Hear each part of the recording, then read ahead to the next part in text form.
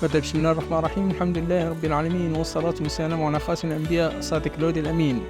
Mesdames et messieurs, dans le cadre de la formation des enseignants nouveaux recrutés par l'Université de Constantine, c'est un honneur d'être devant vous pour vous présenter l'essentiel de notre cours Observation à l'état frais des bactéries et des levures, présenté par Monsieur Mohamed Moussaoui, maître assistant à l'École supérieure d'agriculture saharienne ADRA.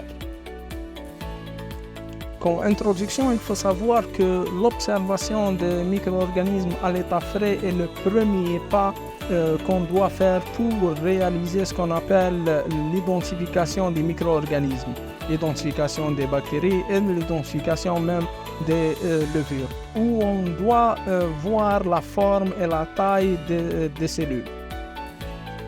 Comme objectif, on a ciblé plusieurs objectifs. Premièrement, c'est l'identification et la caractérisation morphologique des bactéries et des levures. Deuxièmement, familiariser les étudiants avec les techniques d'observation microscopique, même apprendre à préparer des échantillons pour l'observation et comprendre l'importance de l'observation à l'état frais. Concernant les prérequis, l'étudiant doit avoir des prérequis avant de rentrer à ce cours. Premièrement, des connaissances de base sur la microbiologie.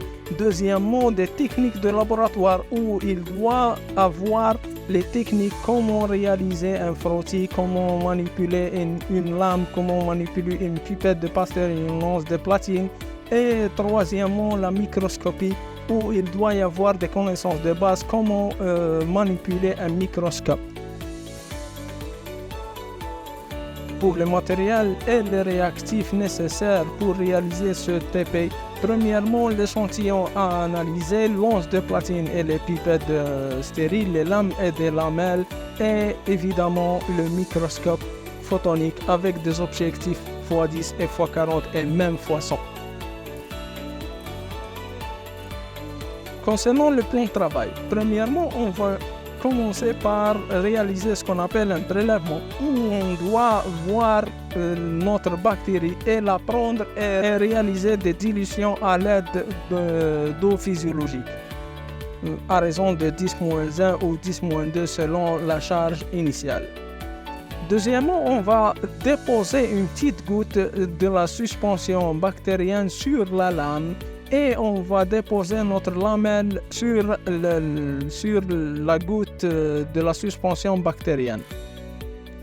Évidemment, après, on va prendre notre lame et la déposer sur le microscope pour réaliser une observation microscopique.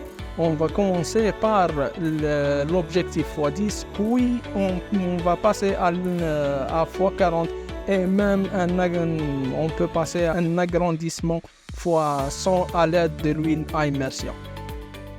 Comme précaution, à la fin de notre manipulation, on doit éliminer les lames par l'eau de javel pour éliminer toutes sortes de vie des micro-organismes. Vous voyez devant vous deux petits exemples sur l'observation des levures et des bactéries qu'on va voir sur le microscope. Premièrement, on a les bactéries à droite avec une forme sphérique et plus grande que les bactéries à gauche.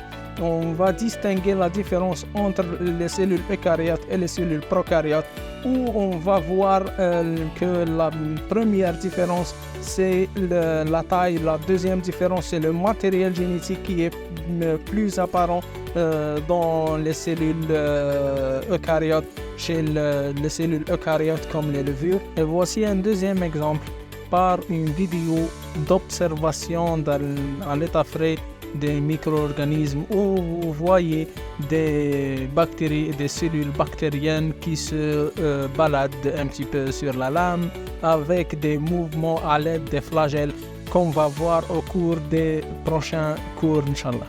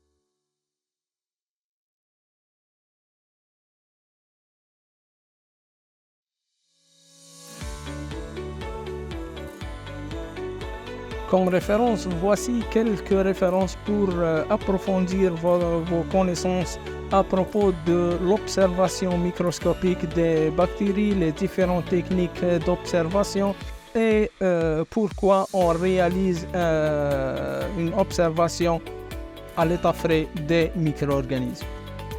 À la fin, merci de votre attention et on est toujours à votre disposition pour n'importe quelle question et n'importe quelle discussion scientifique bien approfondie.